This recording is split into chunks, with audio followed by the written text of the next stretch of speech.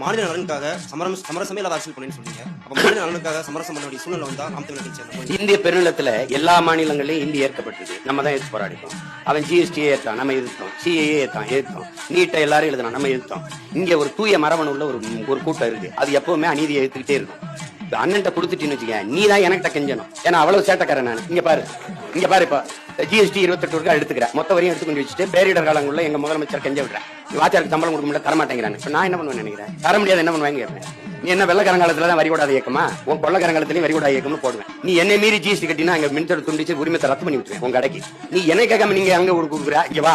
இப்ப நாங்க என்ன முறை கொண்டு வரோம்னா, மத்திய அரசுக்குன்னு நிதி எது? குடிமை பணிக்கு படிக்கிறேன் தம்பி தங்கி சொல்லு. மத்திய அரசுக்கு நிதி வருவாய் பெருக்கிறதுக்கு ஏதாவது நிதி வருவாய்க்கு ஏதாவது வாய்ப்பு இருக்கா? மாநில அரசின் நிதி தானே மத்திய அரசின் நிதி. இன்னும் மொத்த நிதி வாங்கி கொண்டு வச்சுக்கிட்டு நான் கேட்கும்போது தர மாட்டேங்கிற. என்ன வட்டி கடை வச்சிருக்கா? கவர்மெண்டா கந்துவட்டி கடையா? நீ உன் வேலை என்ன? எல்லாத்தையும் தனியார் மயப்படுத்திட்ட. போக்குவரத்து, தொடர்வண்டி, மருத்துவம், கல்வி, கிட்டத்தட்ட ராணுவத்துல 100 விழுக்காடு அந்நிய முதலீட கொண்டு வந்துட்டேன். ராணுவத்துல சீருடைய தச்சு கொடுக்குறவன் யாரு? உணவு நடத்துறது, கேண்டீன் நடத்துறது யாரு? சொல்லுங்க, யாரு நடத்துறது? எல்லாமே தனியார் கொடுத்துட்ட. எல்லாத்தையும் தனியார் கொடுத்துட்ட. நீ வந்து வீரங்க எங்க வாங்கின? ரபேல் போர் விமானம் எங்க வாங்கின? பிரான்ஸ்ல. துப்பாக்கி எங்க வாங்கின? சரி, எந்த நாட்டோட சண்டை போட்டு நீ காப்பாத்த போற? யார்ட்ட பதில் இருக்கு? எல்லா நாட்டிலையும் ஆயுதங்களை வாங்கி குவிச்சு வச்சு இதுல எந்த நாட்டோட சண்டை போட்டு நீ காப்பாத்துற?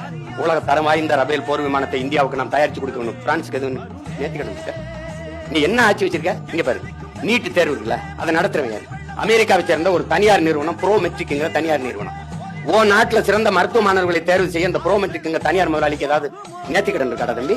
ஓ நாட்டுல ஒரு மருத்துவ மாணவனை தேர்வு செய்ய தகுதியற்ற நீ நாட்டின் தலைவனை தேர்வு செய்ய தேர்தல் வச்சு சரியான தலைவனை தேர்வு செய்வேன் நான் எப்படி நம்புறது? சிக்கல் புரியுதா?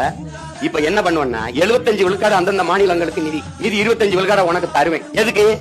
வெளியுறவுத்துறை வச்சுக்க, பணம் அச்சிடுதலுக்கு வச்சுக்க, பாதுகாப்புக்கு வச்சுக்க. மீதி எல்லாம் அந்தந்த மாநிலத்துக்கு கொடுத்துரு. எப்படி நிர்வாகத்தை, அதிகாரத்தை பரவலாக்கிரு. மொத்தத்தை குவிச்சுக்கிட்டு மேலேறி உட்கார்ந்துக்கிறாங்க.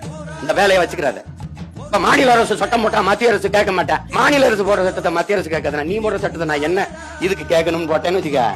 இங்க நீ ரைட போட்டு நீ தான் எனக்கு டீ வாங்கி கொடுத்து தேநீர் நீ தான் வாங்கி கொடுத்து போகணும்.